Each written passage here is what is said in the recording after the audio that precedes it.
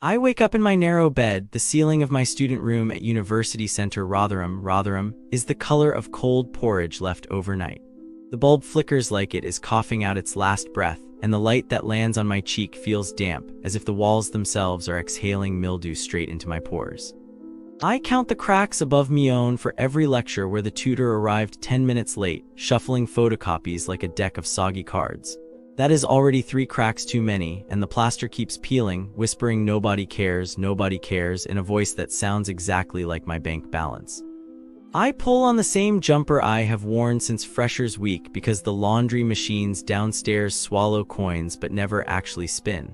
The drum just groans, half-hearted, like a grandpa who has given up on waking up ever again. So my clothes smell of sour milk and radiator dust, and when I stretch the collar I can feel yesterday's tears crusted into the fibers. This is what poverty chic looks like, darling. Stiff cotton and skin that itches with resignation. I trudge to the bathroom. The lock is broken, so I have to hold the door shut with one foot while I wee. The toilet seat is split down the middle. The plastic pinch eased the back of my thighs like a spiteful crab. I imagine management laughing, just squeeze tighter, love, maybe you'll magically become disabled and qualify for one of the parking bays. Oh, speaking of which, outside my window I watch a shiny black BMW slide into the last blue badge space. The driver hops out, high heels, no badge, latte in hand. She struts toward reception and I taste iron in my mouth because I have bitten my lip so hard. This is the 5th time this week. I know because I keep tally on the condensation. The little tally ghosts fade but never disappear completely, same as the anger. I want to scream that bay is for someone whose legs don't work, whose lungs burn, whose spine folds like a snapped deck chair. But screaming takes calories and my cereal was mostly dust this morning. Instead, I swallow the scream and it settles in my stomach next to the hunger. That is how injustice works here. It does not roar, it just parks, sips coffee, walks away. By 9:15 I am in lecture room. See, the timetable said 9 o'clock sharp, yet the tutor drifts in at 9:23, arms full of loose paper that immediately slither to the floor. He does not apologize, he sighs, as though we students are pigeons who have soiled his windscreen. The heater is broken again, so our breath comes out in little defeated clouds. I try to take notes, but my biro freezes literally, the ink stalls mid-sentence. The tutor begins to read verbatim from a PowerPoint that he clearly downloaded at 3 a.m. Font still set to Calibri 12, no contrast, white background searing our frozen retinas. He skips slides if they refuse to load, muttering technology, like that is a personality. I came here to learn forensic psychology. Instead, I receive a slow, monotone audiobook of someone who cannot operate left click. Every skipped slide is a door slamming on my future. I feel my brain cells file out in single file, waving tiny white flags. At 10:35 he announces right group discussion, then sits at the front scrolling sports scores.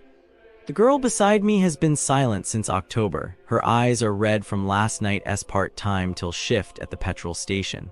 We are supposed to debate cognitive behavioral theory, but none of us have the textbook because the library only owns 4 copies for 200 students.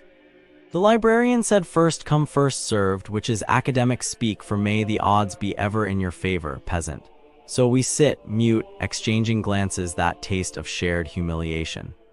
I raise my hand trembling, polite little mean to ask if he could perhaps recommend an online article. He shrugs so hard I swear I hear his vertebrae yawn. Just Google it, he says. Google it. I am paying £9,000 a year, 9,000, to be told to Google it.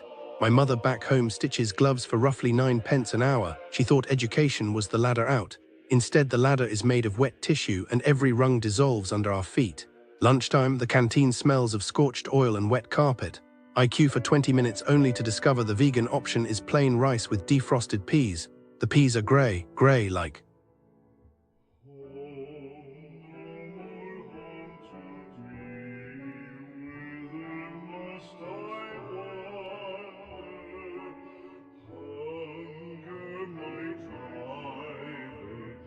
I am looking into crimes near University Center Rotherham, and it feels so heavy, like a cloud that never leaves. Businesses around the campus tend to rely on big chain stores and small local fronts, and many of them seem to have a careless attitude toward visitors. First, the Sports Direct near the center uses a face-watch system that flagged a man as a fraudster. The staff chased him out, yelling and causing a scene. A tourist watching this would probably feel shocked and maybe avoid that store completely. The wronged shopper likely went home angry, filed a complaint, and maybe even posted online about the injustice. The store probably faced a complaint to the owner chain and had to review their software, while the falsely accused man might have felt distrustful of any big retailer after that. Next, a shoplifter was caught moving between several shops in the town center, stealing small items and trying to sell them at a pawn shop. A visitor who saw the theft might have been frightened, maybe left the high street early, and could have reported the incident to police. The thief was probably arrested after the police tracked the stolen goods, and the stolen items were likely returned to the original owners. The shops probably tightened their security, and the tourist's short stay would be tainted by the feeling that the area isn't safe. Lastly, a sofa shop dispute left a woman without a refund of about £1,400 after a failed delivery. Imagine a tourist who bought a large piece of furniture for a short stay. They would be stuck with a useless sofa and lose money. She probably chased the company, wrote angry reviews, and maybe pursued a small claims court. The shop likely faced a bad reputation and perhaps a fine, while the victim's budget for the 2 weeks would be shrunk, leaving her feeling bitter about trusting local retailers. It's sad how these places near University Centre Rotherham can turn a simple visit into a nightmare, isn't it? In the shadow of the University Centre Rotherham, a tapestry of businesses weaves together the fabric of the community. However, as we delve into the experiences of those who have walked their halls and dined at their tables, a picture emerges that is less than idyllic. It's a tale of disappointment, frustration, and an unshakable sense of imperfection that lingers in the air like a stubborn fog. Let's start with the Parkgate Shopping Park, a place where the absence of basic amenities, such as toilets, leaves visitors in a quandary. Imagine the irony of a sprawling complex with no restroom facilities, where the only sanctuary is a solitary unisex toilet hidden within a costa. It's like stumbling upon an oasis in a desert, only to find the water has run dry. And let's not forget the draconian parking policies that breathe down your neck, threatening a fine should you dare to linger a moment too long. It's as if the parking wardens are modern-day dragons, guarding their treasure with a vigilance that would make smog proud. As we wander further, we stumble upon Hellaby Hall Hotel, a venue that promises luxury but delivers chaos. Picture an establishment where the gym closes earlier than advertised, where dreams of a leisurely swim are dashed by over-chlorinated waters, and where breakfast is a privilege rather than a given. It's a place where the only thing colder than the frostbite-inducing spa is the reception from the staff.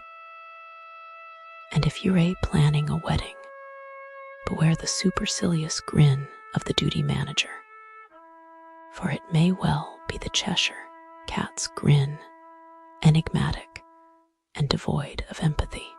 Now, let's mosey on over to Akbar's restaurant, where the aroma of spices is overshadowed by the stench of poor service. Here, a celebration of academic achievement is met with indifference, and the staff's attitude is as cold as a lassie on a winter's day. The food, touted as a journey for the palate, sometimes delivers unwelcome guests like a snail in your curry.